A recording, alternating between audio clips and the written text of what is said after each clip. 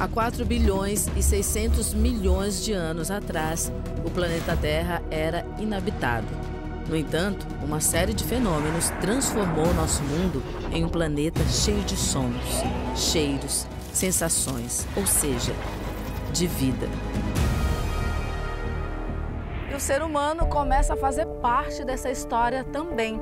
Hoje, 1/3 das extensões de terra do planeta são desertos.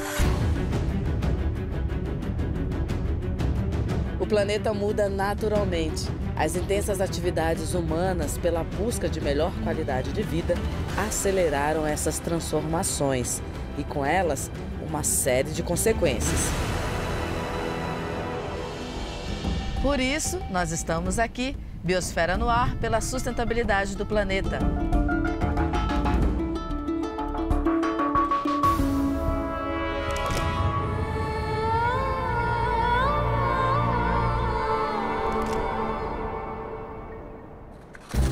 A maioria de nós vive aqui, em centros urbanos.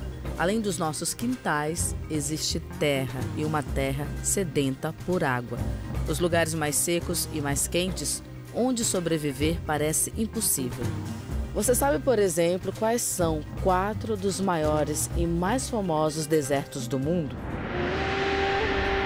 Deserto do Kalahari, localizado no sul da África, é o segundo maior deserto deste continente, com aproximadamente 930 mil quilômetros quadrados.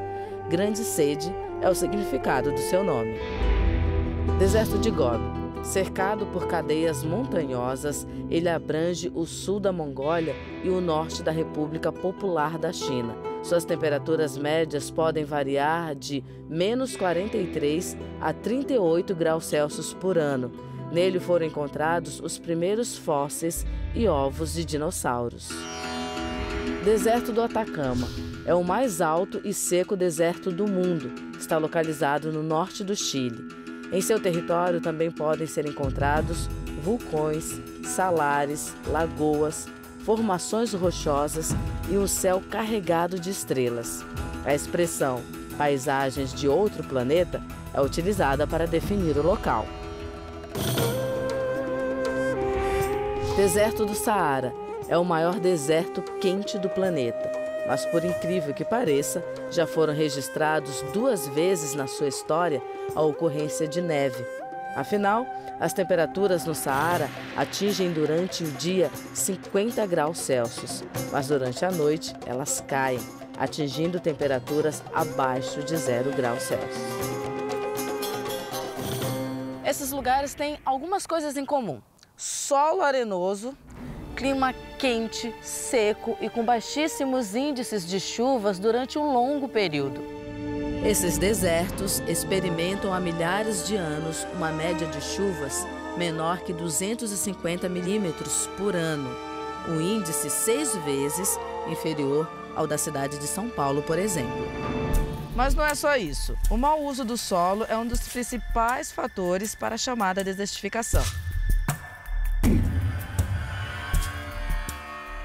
O conceito, diz que a desertificação é um processo de degradação de terra, ou por causas naturais ou provocada pelo homem, nas regiões áridas, semiáridas e subúmidas secas do planeta. Mas a questão que fica é, se a desertificação é um processo de degradação da terra, isso significa que todo deserto já foi habitado um dia, já teve vida, verde? Vai depender muito da geologia do lugar. Cada lugar tem, Se você pegar, por exemplo, o Saara, você sabe que parte do Saara você tinha cobertura vegetal ali em cima. Você tinha savanas no Saara. Savana é o nome dado a um tipo de cobertura vegetal constituída por poucas árvores e vegetação rasteira. As savanas geralmente são planas e com clima tropical. Além disso, apresentam 2 estações bem definidas, uma chuvosa e outra seca. Ocorrem principalmente na zona intertropical do planeta e, com isso, recebem uma grande quantidade de luz solar. Mas é uma coisa importante perceber que nessa faixa do Brasil, aqui do centro-oeste e tal, é a faixa onde se formam os grandes desertos do mundo no mapa global. No Brasil não temos desertos, mas nós temos áreas super preocupantes, como o estudo indica. No nosso semiárido, você tem um bioma, que é o único no planeta. Nenhum outro lugar tem um bioma caatinga. A Caatinga ocupa uma área de cerca de 844.453 quilômetros quadrados, o equivalente a 11% do território nacional. A Caatinga ela tem uma riqueza de biodiversidade que é um pouco destoa, né, do que você encontra em termos de bioma em outras áreas semiáridas do planeta. E alguns cenários apontam que é provável que, ao se manter a tendência atual de degradação da Caatinga, você venha ter, no horizonte de até 30 a 40 anos, o que a gente chama de semideserto, onde você vai ter realmente uma área imensa, sabe, completamente sacada do processo produtivo. Rico em biodiversidade, o bioma abriga diversas espécies. Infelizmente, o cenário mais conhecido nessa região é a seca, causada pela escassez de chuvas, proporcionando pobreza e fome.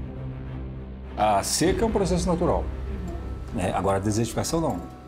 A desertificação você tem alguma coisa que você pode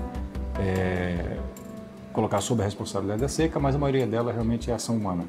41% das terras emersas do globo são consideradas áreas secas, onde aí vive aproximadamente mais de 2 milhões de pessoas, né? E é responsável por algo em torno de 25% da produção mundial de alimentos. Então, os impactos, né, dessas secas provocam danos visíveis a toda a sociedade global. Então, quando você desfloresta isso, você está criando umas condições propícias para a volta da desertificação. E todo esse sofrimento causado pelo mau uso da terra e pela seca faz com que populações migrem em busca de sobrevivência e de uma vida mais digna. Se aumentar o processo de desertificação, essa população hoje da área suscetível de aproximadamente 36 milhões de pessoas tende a migrar. E migrar para a Amazônia e migrar para o Cerrado. Então você vai ter problemas gravíssimos de terra onde está o agronegócio e vai ter problema gravíssimo com o processo de desmatamento da Amazônia, onde você tem que frear, né, a degradação do ambiente. A Amazônia é um importante bioma com território que corresponde a 6,9 milhões de quilômetros quadrados e abrange 9 países. Só o que se encontra no Brasil equivale a mais de 4 milhões de quilômetros quadrados, sendo o maior bioma brasileiro. Todo mundo hoje sabe que a Amazônia não é importante só para o Brasil. É a umidade que a Amazônia produz que vai chover no centro-oeste, que faz chover no norte da Argentina, no Paraguai, né, parte do Uruguai. Então você tem um problema de geopolítica internacional a tratar dentro dessa questão ambiental. E o desmatamento da floresta amazônica é um dos principais problemas ambientais do mundo atual. Antigamente, por exemplo, o nosso poder de destruição do meio natural era muito pequeno. Você derrubava a árvore com um machado. Hoje você entra com uma retroescavadeira, né, com um correntão, em poucas horas você destrói milhares de hectares. Alguns estudos indicam que, ao se manter a tendência atual, é provável que haja um processo de savanização da Amazônia, né? Se você considerar, por exemplo, a questão do solo na Amazônia, a Amazônia em geral tem solos muito pobres e arenosos, né? E ele se sustenta que as árvores vão depositando folhas, raízes e galhos e dejetos animais ali e vai criando uma condição para que aquela mata exuberante sobreviva, né, do que ela mesmo produz como alimento. Mas se você tirar isso e continuar um processo de desmatamento, não no curto prazo, mas você tem sim possibilidades grandes que isso venha a se transformar, não sei se no deserto como a gente conhece, no Saara, mas pode ser um deserto de outra forma. O fato é que os recursos naturais estão se esgotando a uma velocidade superior ao que a natureza consegue repor, o que coloca em risco a sobrevivência das futuras gerações. Além disso, gente, o aquecimento global e as mudanças climáticas também podem ter consequências quando o assunto é desertificação. Você sabia que nem todo deserto é uma paisagem amarelada, cheia de areia e calor? A maioria é assim, mas pode acreditar. O maior deserto do mundo é a Antártida, com uma área de 14 milhões de quilômetros quadrados, é a maior região que apresenta condições inapropriadas para a vida e a habitação, com temperaturas baixíssimas e altitudes elevadas. Em geral, as moradas humanas nesse continente gelado, localizado no polo sul do planeta, estão relacionadas com pesquisas científicas.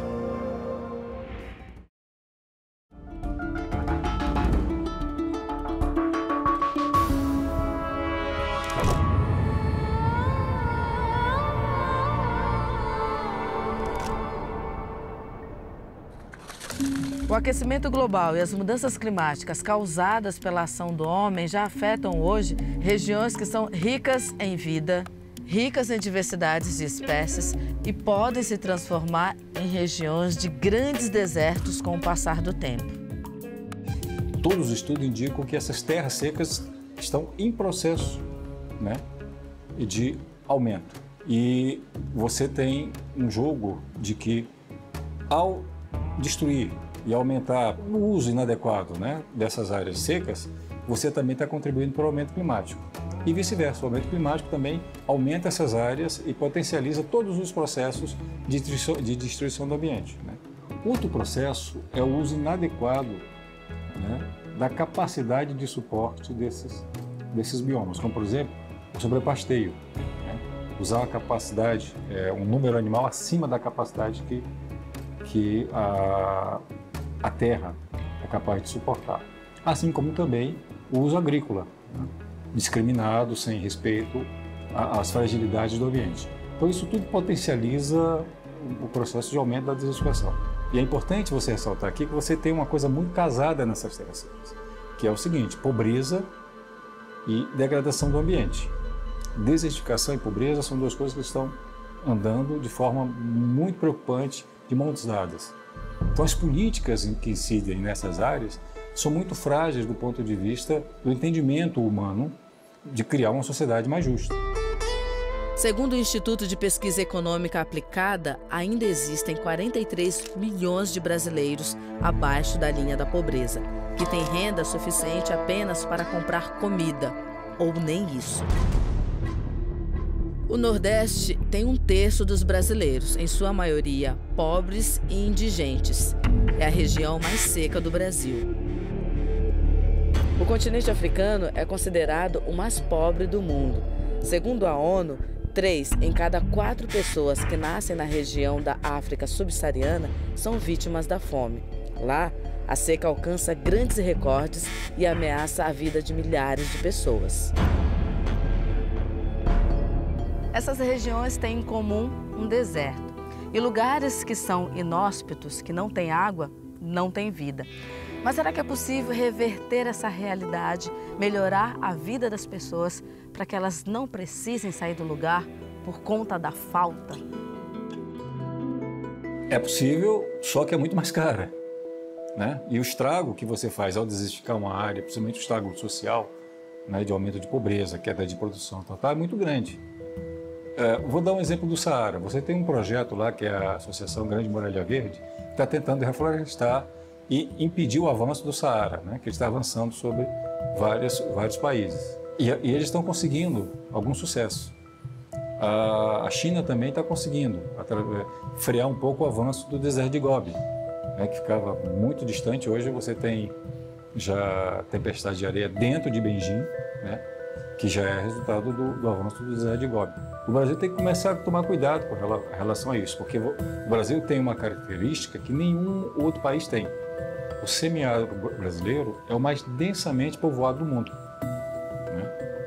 Então, se você permitir que o avanço da desertificação, né, se dê, você vai ter um impacto social sem tamanho. Você pode ter fisicamente o processo restrito ao Nordeste e ao semiárido, mas o impacto é nacional. Criação de políticas públicas, tecnologias, investimento em projetos são importantíssimos para amenizar os efeitos da desertificação e, assim, resolver o problema. O Brasil desenvolveu uma série de tecnologias muito interessantes, né? E algumas adaptadas, outras, né, desenvolvidas aqui mesmo. Então você tem muita tecnologia, o que você precisa é de uma ação pública mais firme, mais efetiva, né? E que olhe o semiárido não como uma região problema, mas como uma região potencial, né, de inclusão e de trazer essa terra já degradada, reincorporar essa terra degradada ao processo produtivo. É como dizia alguns estudos da SAI, que apontavam que o semiárido, quer dizer, o processo de desenvolvimento do Brasil passa por um processo de resolver o problema do semiárido, ou seja, incorporar o semiárido no processo de desenvolvimento do país, que até então ele vem marginal nesse processo. Como semiárido, assim, no imaginário da política brasileira, fornecedor de mão de obra barata. Isso é muito pouco para uma região que pode produzir muito, né? E que tem uma biodiversidade tão rica, e que tem um povo tão trabalhador. Decisões por meio de conhecimento e da pesquisa são importantíssimas para que a solução seja efetiva, mas é fundamental trabalhar com a perspectiva da prevenção. Para a prevenção você tem muito pouco. O Brasil ainda trabalha muito com reação, que sempre foi a política que norteou, né, as ações governamentais para o semiárido. Ah, tem uma seca, monta-se uma frente de trabalho, monta-se isso, monta-se aquilo, né? Você não tem um planejamento que se antecipe.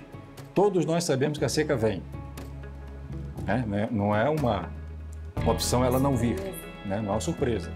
Então você tem que começar a trabalhar, né, a nível local a preparação para isso. Na época de produção, ter a cultura de produzir, armazenar, guardar, criar condições de transporte, para isso chegar barato, a preço acessível ao produtor, à comunidade no semiárido, né? E outras coisas que o semiárido, mesmo na época de seca, pode continuar produzindo para manter uma economia estável. Você tem ainda muita coisa da política de reação, né? Tá, se acontecer a gente vai, aí pronto, se gasta mais, se expõe a população local a um sofrimento cada vez maior, né? E coisas desse tipo.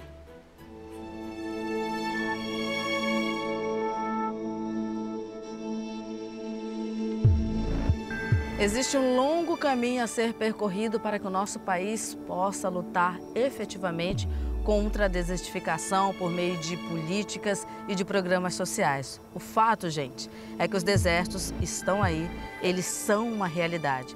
E os processos pelos quais levam até a desertificação já são uma realidade no nosso país. Pense sobre isso. Tchau.